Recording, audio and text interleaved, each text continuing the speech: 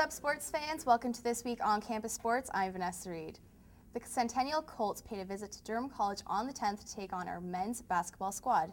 Jenna Lee Maines has the story. I'm here at the Durham Lords men's basketball game, where the boys are facing off against the Centennial Colts. The Lords started strong and by halftime were leading by 12. But for a short time during the second half, the Colts fought hard to close the gap, and head coach Desmond Rowley commented on the close call.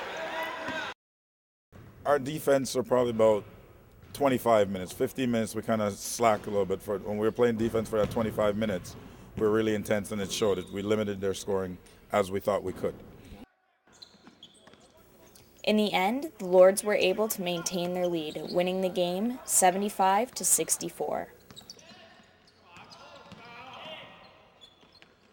Durham Lord powerhouse Anthony Batchelor only scored 10 points this game, but is more than happy with the team's win. Tonight we came out with the defensive intensity that we needed, and because knowing that Centennial has the leading scorer of the league right now, so we just wanted to make sure that we stopped him, and also the next guy they picked up for the second semester.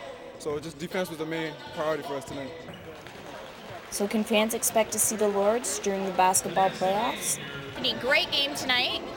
And now that you're doing so well, are you starting to think about postseason?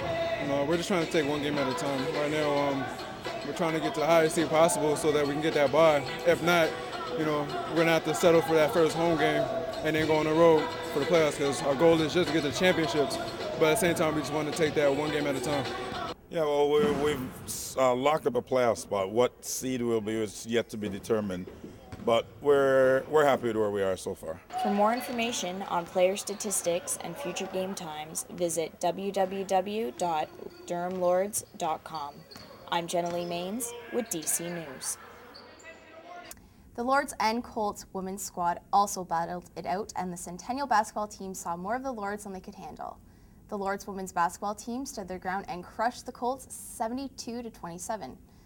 Lauren Tomek led the scoreboard throughout the night, sinking 21 points, but the star of the night was Sarah Lemaire, who recorded a season-high 18 rebounds. The Lords have 2 games remaining, one at home against the Fleming Knights on the 13th, and their final game against the Loyalist Lancers on the 17th. The Durham Lords men's volleyball coach Gord Williamson notched his 200th career win in his belt of accomplishments February 4th against the Loyalist Lancers. In his 12th year career with Durham College's volleyball program, he has a record of 200 wins and 93 losses, 5 OCAA medals, and has 11 consecutive winning seasons. The team hopes to take that momentum to the OCAA Championships February 27th, hosted by yours truly, Durham College. And speaking of the OCAA Championships, not only is the school hosting it, but both men and women's volleyball squads will be competing. Both teams sit comfortably at the 3rd place spot and hope to do some damage. If you're bored during the reading week, feel free to stop by the CRWC where the matches will be held. The Ridgebacks entered their final home game of the season against the Guelph Griffins Friday night. Jenna Lee Maines checked out one of their practices to see if they had anything special for their final game. It's 6 a.m. and I'm at the Campus Ice Center for the UOIT Ridgebacks men's hockey practice.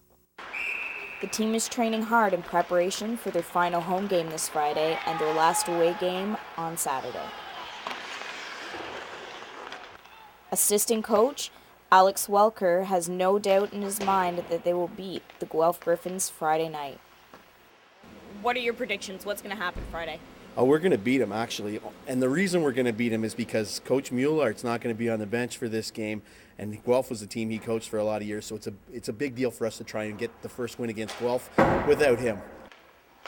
Despite the early hour, the Ridgebacks were motivated and energized throughout their practice, and team captain Derek Bagshaw told me how the team is preparing for their final games of the season.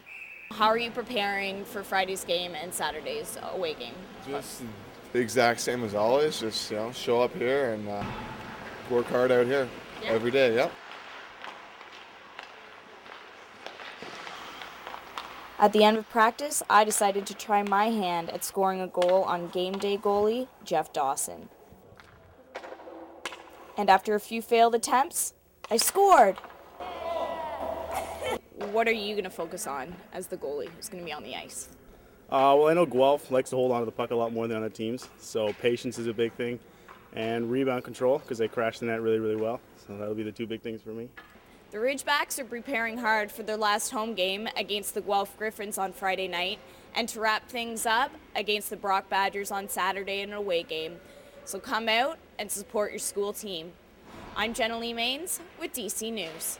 Like to curl or wish to try? Come out to support a special co-ed fundraising event on March 7th at the Oshawa Golf and Curling Club located at 160 Alexander Street.